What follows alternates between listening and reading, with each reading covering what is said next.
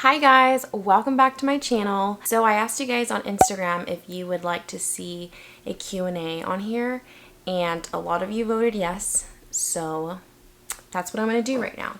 I had you guys ask some questions on Instagram, and there were a lot of good ones. So I'm going to start off. How is your day going? It's going good. I just worked today. I'm working from home. So that's really nice. I'm really grateful to be able to work still. But yeah, so I just worked and I did a little workout after work, which was great. I ate some delicious food and then I got ready for this video, which like getting ready just feels good. Like I did something for myself. But yeah, I hope you're having a good day too. I hope I'm looking at the camera. I need to like practice that because I need to drink some water. I'm getting thirsty. Also, the sun goes down in like an hour, so I really hope that I'm able to finish these. What kind of job do you have, or is Instagram full-time? So I do a lot of things. I actually have two jobs. So one of my jobs, I work for a company on their brand marketing team, and I mostly do customer service stuff, so like responding to emails, like responding to DMs, that kind of stuff. And I also help them with other brand marketing stuff if they need it. So that's what I do, and I love them. They are the best and they are really good to me. I work for this company part-time, Monday through Thursday, and in my other job, I am a server at a restaurant. I've been a server there for almost 2 years now, and when I got my brand marketing job, I ended up leaving the restaurant industry for a bit, and then because I was doing that full-time for this company that I work for part-time now, then I moved back to Orange County, and now I only do it part-time. So I had to pick up another part-time job to be able to like make money and live, you know, and pay off debt. So I am a server at this restaurant that I was working Friday, Saturday, Sunday, but due to coronavirus, I'm not working with them anymore for right now.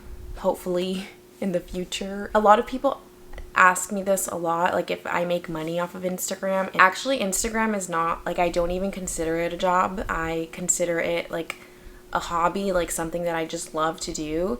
I've had my my Instagram blog for about 4 years now. I've taken on some jobs, but not a lot, and I've just kept it purely like a hobby thing. Although I have worked with some brands that I like really love, and then I've gotten really close to them, like a personal connection with them, which that has been amazing, and I've just like met so many people. This is a very long-winded answer, and I told myself I wouldn't do this, so we're gonna move on. I hope that answered your question. What is your favorite clothing store?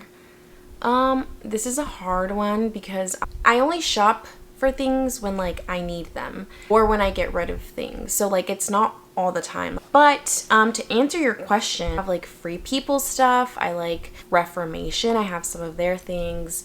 I love the store Revolve. They have like a lot of different brands. They have a lot to choose from, but I like Urban Outfitters too. I like Brandy Millville. I know that's like so basic. I really like their basic things. Some of their things are like really comfy, and you know. I also really like this one store. It's here in Newport. It's called Planet Blue. They have really cute stuff too. Named like 10. I'm so sorry, but you know, I like variety. Can you please make more vegan food? Thanks. That was actually for my roommate. I need to drink more water. What inspires you? That is a good question. Very good question. There's a lot that inspires me. Literally, I can just be like, life inspires me, and that would be the end of the answer. But I would have to say that my future self inspires me. I truly believe that there is a best version of ourselves, and that's what I'm always aiming for. And there's always room for improvement. Sometimes I'm like super stubborn. At the end of the night, I always think about how I can become even better than today, or what I can do better the next day. Also trying to remember that what I did today was the best that I could do, and being so confident in that. I don't know if that answered the question, but that's what inspires me. So yeah, some things you can't live without. This is kind of a hard question. I don't think I'm attached to like anything, like any material things. I don't think I'm attached to. Okay, that was a hard question. Can you do a video on your favorite organic plant-based products? Take care, stay safe. That's super sweet. Yes, I would definitely do that. Your biggest tip for growing a following? Ooh, I've had my Instagram for almost 4 years. I wouldn't say it's like a huge following. So this advice actually came from a podcast that I listened to, and I took this advice and applied it to growing my account. But basically the advice was to create content that you love, and if you're really passionate about it, that helps too. People love that.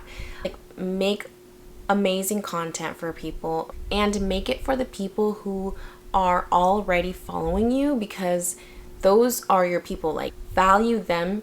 And for me, when I was growing a following, like, it was kind of unintentional. When I first started my Instagram, I was getting my degree in nutrition. I wanted to share what I was really passionate about in the moment. I wanted to share any kind of knowledge that I was gaining in school. My followers were really loving the food content, so it's like turned into like food-centric Instagram. And I think people really like that when like something is like very consistent. Not to say that like if you want to do a page about like a lot of other things, like that wouldn't grow. I'm just saying that the way that my page grew was I was very specific about what I was putting out there. Another thing is responding to DMs, responding to comments, like being engaged with the people who follow you and growing a community. So yeah, I hope that helps. How come you stopped posting for a while? Again, this is like there's so many parts to this, but there was just a point where it was just kind of too much for me. So I was living with my sister in the Bay Area, and I was working a full-time job there while doing Instagram, and I was posting as much as I could, not to mention commuting like 2 hours back and forth every single day. And I was doing that for a while, but then I ended up deciding to move back to Orange County at the end of the summer, so like July. There was just like a lot going on, and I could not like keep up with posting on Instagram. I ended up moving back to Orange County, and I started working at the restaurant that I work at while I was doing my job with this company. So I was working 7 days a week, and also just like going through a lot personally, thinking about having to create content and like posting on Instagram was just like a lot for me at the time. It wasn't really intentional. It was more so like life was happening and the time just wasn't right for me to be posting. And yeah, so, but I'm really happy to be back. And like now, obviously not working at the restaurant, I just have more free time. So like I am able to post more, and yeah, it's been fun, and I do it when I can, and I don't like put too much pressure on myself. And doing like YouTube videos has been really fun, and yeah, so that's the answer to that. Could you please speak more about your mental health and how you overcome the anger? It's a really good question. When I was younger, I dealt with a lot of anger. I was just like a really angry child. But I think as I grew up, just did a lot of like personal development in college, which I'm like really grateful for. I feel like if I had not gone away for college, I would have not like explored those areas of my life. Constantly being in the mindset of like wanting to improve and like wanting to better myself, just like over the years of doing that, and like being aware and like mindful of like how I want to be mentally, working on that every day. It's a lot of resisting listening to like the negative voices in my head. Like I think we all have them. We all kind of go through the thing where like we start doubting ourselves, or we start letting one negative thought literally like spread like cancer in your mind. And so I just try to be aware of that and try to like really be mindful and like come back to like the awareness. There are some days where like there are just some bad days, and like I'm okay with them too. Like I'm okay with having a bad day. Like every now and then it's just like, okay, cool. Like that was a bad day. Like tomorrow will be better, and that's okay too. And like really just trying to like find the goodness in everything. Having someone to talk to, just being vulnerable with people that you care about, helps out a lot too. Like there's like a plane flying by. People that care about me a lot, they can validate my feelings, but then also like challenge me to be better. Having those people that you care about, that helps a lot. Like having support. Also like getting professional help and like talking to a therapist would do good for a lot of people. Which experience in your life caused the biggest awakening for you? There's one particular experience that comes to mind. This is a crazy story. If you guys want like a story time video about this particular story, write that in the comments, and I will absolutely share that if you want. But for the sake of this video, like to keep it short, I was diagnosed with cancer at 16 years old, and that was the craziest thing that I had ever gone through. Luckily, it was just a tumor they were able to snip off, so like I don't have cancer now. Like I haven't had it for a very long time. When I found out, I was like freaking out, because at that, you know, when you're 16 and like you hear the word cancer, I was uninformed about everything in life at 16.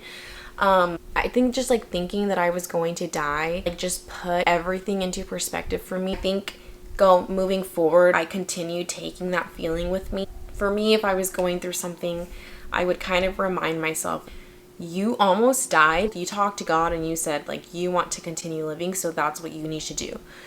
Yeah, like I think that's just like taking that with me even to this day. I had an uncle that passed away last year from cancer, and like that was like another reminder. Anything can happen anytime, any day.